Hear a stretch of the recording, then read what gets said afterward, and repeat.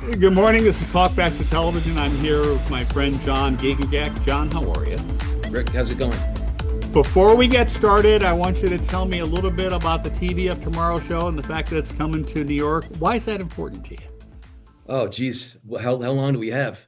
It's one of my, I like the original, the OG TVOT show in San Francisco, but I really like having the one in New York. Um, I think you get a lot, you get that conference in general, you get a really good cross section of folks. So a lot of the TV professionals that I see at other conferences I speak at, but then also a lot of the tech side. So, the ad tech stuff, but then probably my favorite panel that I've ever been on was at the last TVOT show where we talked about AI. Yeah, absolutely. There's just so many things going on right now, technology wise in TV that are really hard to keep track of just by reading, kind of the industry trades. But this show seems to have a lot of that concentrated in one place, and I can learn a lot about, uh, what are the new technologies that are happening, and what are the ones that are really going to move the needle, I think, in the future in terms of redefining how we think about watching television. So that's probably my favorite thing about it. Cool, man. All right. We'll see you over by Hudson Yards on December You will 3rd. indeed. All right. Now let's get started. You and I are here talking because I have a show running as we're recording this, and you will follow the next week with a 17-year-old kid. Yep. And it was hard getting him recorded because I think he had a math test. Anyway,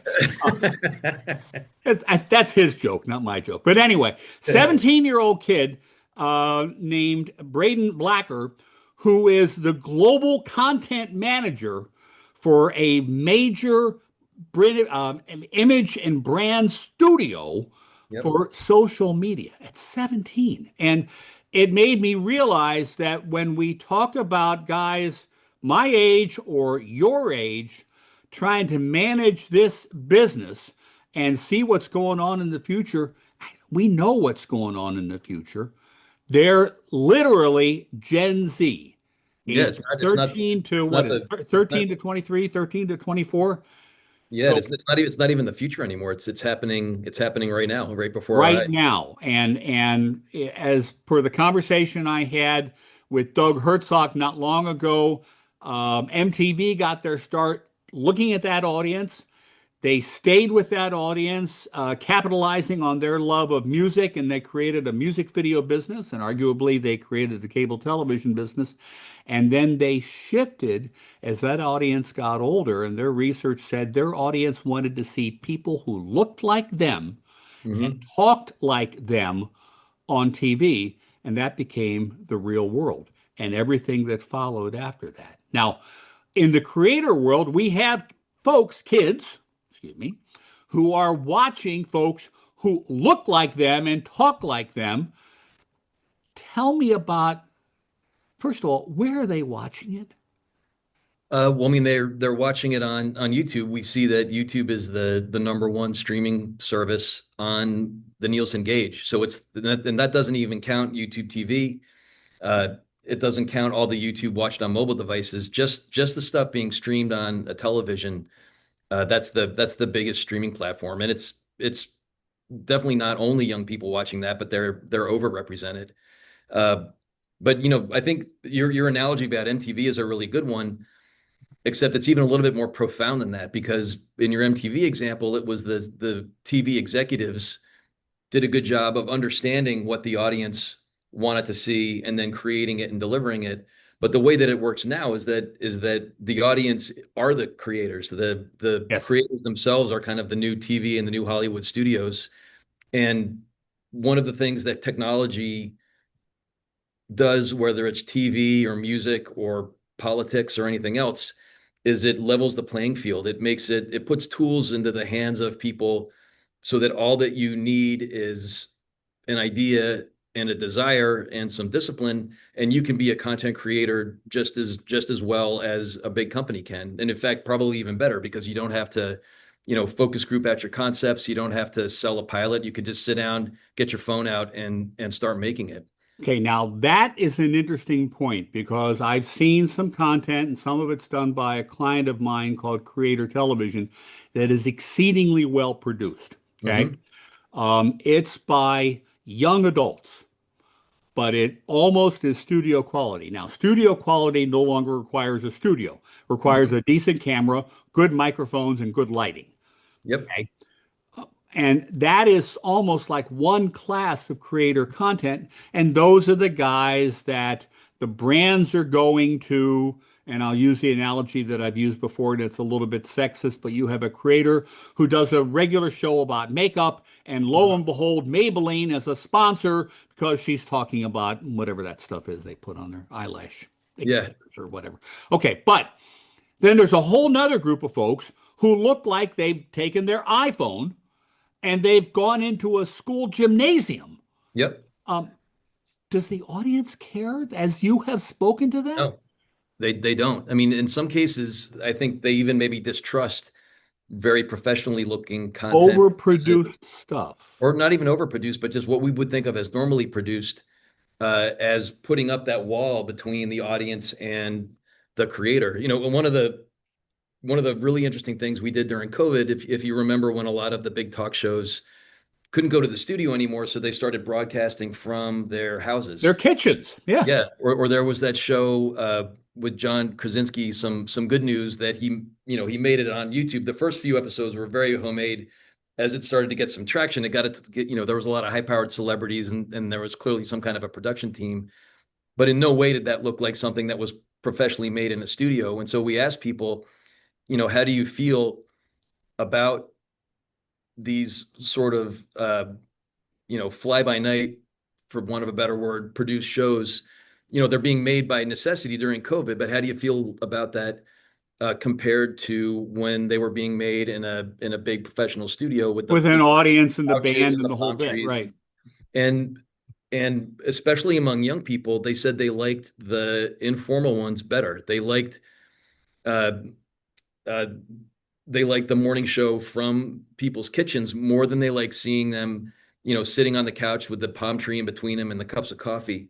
And I think to me that really gets at a core, yeah. You I can't mean, have a talk show without a it, cup. it But gets it gets at a core thing that is maybe the most valuable attribute of entertainment now, which is authenticity, where people feel like they are seeing a real person, or they're, and then they're not, and above all, they're not seeing something that's kind of created for them by a big corporation and that decides what they should see. They decide on their own what they want to see, and the people that they care about the most are the ones that they feel like they've discovered themselves. And that's how people find out about things on YouTube. The algorithm shows it to you, but you feel like I have a connection with this person because I found out about them. I decided to watch them, and it's not because somebody at a big TV network decided it's what I should have to watch. now that's interesting because I have just a sense that I mean, look, we're running shows on network TV now, the numbers for which would have had them canceled 20 Yep. years ago, even 10 years ago, right? The audience is fragmenting. That's a kind of a stupid word. In reality, the audience just has a ton to choose from. Whether they can find it or not is a separate issue, okay? But if I can make an effective show that makes money for me at $10,000 an episode, why do I need to spend half a million? You don't. I I don't think. don't, Yeah. because the audience may be the same size, but according to what you're saying, they may actually be more loyal to me. I think they are more loyal. In all of the research that we found, people, especially if they're following like a specific creator or influencer, they I mean, just from a purely financial point of view, they're more likely to remember brands or products that influencer endorsed than they are if they saw it on any other kind of advertising. They're more likely to go and try one of those products than they are if they saw it on an ad on television, for instance. And there's two reasons for that. One is that if they're watching this influencer, whoever is advertising probably picked that influencer on purpose because it's a good fit between their audience and the product they're selling. So the ads are going to be more relevant. But the other one is that people have a level of trust for these influencers that they don't have for a big faceless corporation that comes through their TV set, and everybody sees the same, and then not only there, the ads are things that actually interrupt what you're watching, as opposed to with creators, they're very often something that they talk about or something that they even use on the show. So I'm always surprised that people are surprised that that's how the audience feels. Because to me, it seems completely completely obvious, Yeah. and it's something that we've already seen happen with, with music, for instance. With the music industry went through a very similar disruption of what the TV industry is going through now, where now a lot of the biggest acts are not sort of created or pre-selected for you by the record labels. They're people that record themselves and put themselves on TikTok or on YouTube or SoundCloud, and they get discovered organically there. And then the record labels are playing catch up, trying to chase these people down and sign them because they've already built up a huge audience on their own. And that's very similar to how the YouTube and TikTok ecosystem works. You mentioned when we were talking about TV of tomorrow, the whole ad tech business, and I have friends and clients in the ad tech business. One thing that I haven't seen anybody jump on, and obviously now they're going to jump on me because I've mentioned that, is you don't have to have big wins on big shows to get your message across. What you need to have is a couple hundred wins on a couple hundred smaller shows to get your message across. Managing that is a nightmare, okay? Yeah. Control over the environment in during which your ad is played is a huge issue, and we're not going to dig into that, but understand that that's a backbreaker, okay? But fact of the matter is, you can accumulate the same quote unquote reach and maybe greater impact for your brand by going 11 ways from Sunday rather than focusing, sorry, NBC, CBS, and ABC, on the big guys. Yeah. I mean, I think it depends on what you're trying to do because, I've seen research recently that the huge influencers that we hear about on YouTube, like the Mr. Beasts, they account for altogether they account for a tiny proportion of all the views that happen, and there is this like infinitely long tail Yep. of other content creators that are, you know, that range from large to absolutely infinitesimal. And so I think that's a I think that still gives like old school TV networks where you can buy one ad and have it go out and hit millions and millions of people.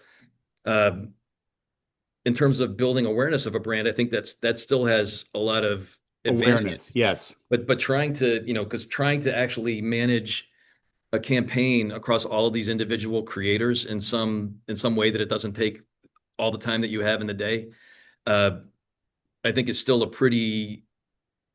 more difficult than it ought to be. And one of the reasons that there isn't more, movement of greater movement than there is of ad dollars off of big scale television onto these social platforms. But once they, if they figure that out, um, or if they find a way to make it so that people are comfortable with, the brand safety of ads that show up on these platforms, which I think is probably a more realistic goal they can accomplish. Yep. Uh, that'll be all the advantages that you just mentioned are all there for the taking. I think that's where AI comes in. Okay, now here's just an interesting adjunct to all this. We are learning as we're recording this that there might be a ban on drug advertising on national television networks. Okay. That's going to cost the networks a fortune, but it's going to leave the drug companies without a way to communicate. Hmm. I don't see anything in any of that, only because the people in charge can't even get their minds around it. That would keep Ozempic, for example, Hmm. from Norva Nordic. No, Wegovy. One of them. Yeah. Let's say Wegovy, Norva Nordic, going to content creators.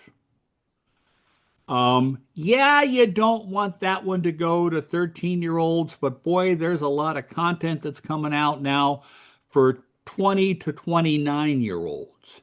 Well, And there's that can be a key audience for something like Wegovy. So now, and there's do also we see all that money yeah. powered by some serious ad tech guys? Pay attention. I'm saying this to you right now. Some serious AI to manage all that, find a brand safe environment, find the content creators and the platforms that work, and make a buy. And all of a sudden, your product not only stays in the shelves, it flies off the shelves. Yeah, well, I mean, I think there's that, but there's also, if you think about it, I mean, maybe large scale TV is not the best place for ads like that anyway.